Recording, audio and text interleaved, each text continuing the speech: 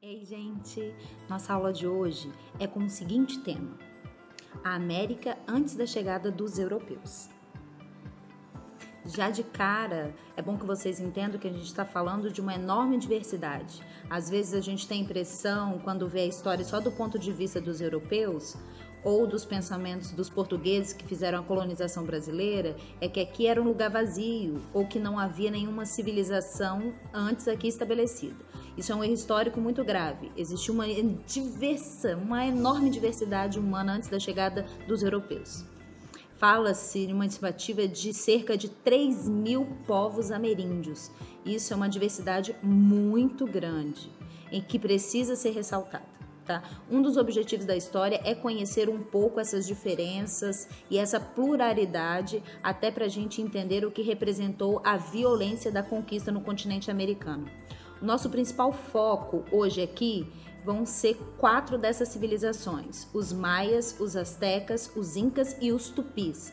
Só para ajudar você a se localizar no mapa da América, nós estamos falando de 2 civilizações, onde hoje é o atual México.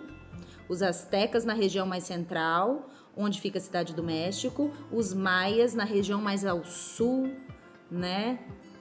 Os incas lá na América do Sul, próximo à área da cordilheira, onde hoje é atualmente o Peru. E os tupis, que compõem o atual território.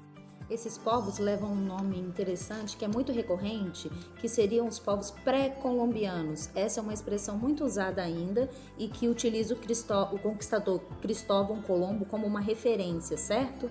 Mas, de qualquer maneira, o mais importante é a gente entender que já existiam essas sociedades bastante complexas, no caso especial dos incas, dos astecas, que já eram impérios, né, estabelecidos, e no auge de seu desenvolvimento, quando entraram em contato com o homem europeu, que acabou levando essas etnias à extinção.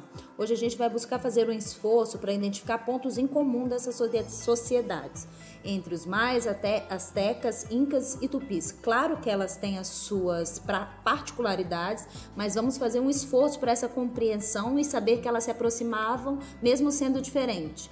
Vamos falar do cultivo do milho e do esforço de planejamento agrícola que essas sociedades tinham. A agricultura era uma atividade que essas sociedades dominavam e elas tinham em comum a cultura desse milho, dessa produção do milho, no caso dos astecas, incas e maias, e no caso dos tupis, a mandioca. Diferentemente de algumas sociedades europeias, o planejamento agrícola desses povos era feito pelo próprio governo, pelo próprio Estado.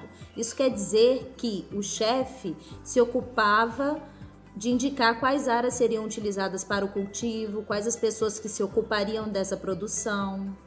Isso tudo é bastante importante, por ser uma distinção para outras sociedades.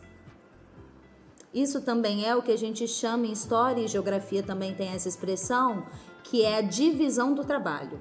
Isso quer dizer que a produção das coisas, no caso especificamente da produção agrícola, ela passava por uma divisão. Isso é muito interessante porque existia nessa divisão uma espécie de especialização do trabalho também. Isso quer dizer que algumas pessoas ficavam mais aproximadas do cultivo da agricultura, do milho, da mandioca, e outros nas produções dos pequenos artefatos, outros ligados à cobrança e ao comércio, e essa divisão era muito clara para quem era de uma dessas sociedades. Ainda falando sobre dividir e classificar, essas sociedades tinham em comum o fato de serem hierarquizadas. O que é isso aí? Rapidinho, o que é uma hierarquia? Hierarquia é uma espécie de cadeia de comando, onde você tem pessoas com mais poder que mandam em pessoas que têm menos poder.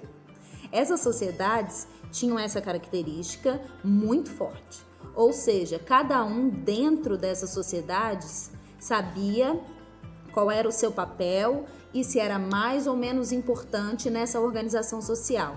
Então, a divisão social e a hierarquização são traços comuns a esses povos. Ainda com relação às sociedades hierarquizadas, eu vou fazer um paralelo, uma comparação rapidinho para a gente ter uma ideia. Em muitas dessas sociedades indígenas brasileiras, existia a divisão do trabalho. Por exemplo, o homem cuidava da tarefa da guerra e a mulher da produção de alimentos. Mas não existia isso de uma forma hierarquizada no caso dos tupis aqui no Brasil, onde uns são mais importantes que o outro. Isso é interessante para a gente ter um paralelo estabelecido, para fazer uma diferença entre os povos que estavam lá na América Central e no finalzinho da América do Sul, como os astecas, os maias e os incas, e no caso do Tupi tem essa pequena diferença. A religiosidade dessas civilizações estava bastante ligada aos elementos da natureza. Então, muitas vezes o culto era feito numa relação com esses elementos, principalmente o sol, no caso dos incas e os astecas, que também eram representados como signos nos registros deixados como documentos históricos, né, para se ter o conhecimento dessa evolução. Esses signos aparecem em muitos registros dessas civilizações. Outra coisa bem interessante é que os sacrifícios e como isso funcionava. Pra gente parece uma coisa assustadora, né? Vou dar um exemplo dos astecas, por exemplo. Existia na sociedade asteca, existia a ideia de que se houvesse o sacrifício humano, se você arrancasse o coração e entregasse à divindade, aquilo deixaria a divindade satisfeita e melhores colheitas e o melhor tempo viria para aquela sociedade. Pra gente isso parece muito estranho, mas a lógica dos astecas era diferente. A visão de mundo deles era diferente. Eles acreditavam que se essa entrega fosse de bom grado, e muitos se ofereciam voluntariamente, ofereciam a vida em sacrifício, para eles o resultado para a sociedade, para a comunidade seria melhor. Mas olha só, é estranho, mas muitas religiões pelos mundos têm essa ideia de penitência ou de entrega como uma forma de agradar a divindades. Isso estava presente também. Falando em símbolos, essas sociedades desenvolveram escritas de tipos pictográficas e ideográficas. O nome é estranho, mas a ideia é simples. A escrita pictográfica ela representa um símbolo, um desenho que está ligado a uma atividade, né? Não tendo necessariamente nenhuma relação, abertura ou fechamento da boca ou a divisão de outras coisas. Se está representando a agricultura, pode ser que tenha um movimento de recolher uma planta, ou a chuva, o movimento de cair das águas, entendeu? Então, assim se define essa escrita. A escrita ideográfica já inclui um alfabeto, uma relação mais complexa que foi desenvolvida por essas sociedades. Isso é muito interessante da gente ressaltar, porque a gente percebe o quanto astecas, incas, maias e tupis tinham uma organização própria, uma cultura desenvolvida, tinham conhecimento em artes, religião, arquitetura, agricultura, principalmente em canais de irrigação e diques, e que os europeus conquistaram e em grande medida destruíram violentamente. Tá? Vale a gente observar, e aí eu sugiro uma pesquisa para vocês. É que muitos dos países atuais, eu falei do Peru, do México, do Brasil, né?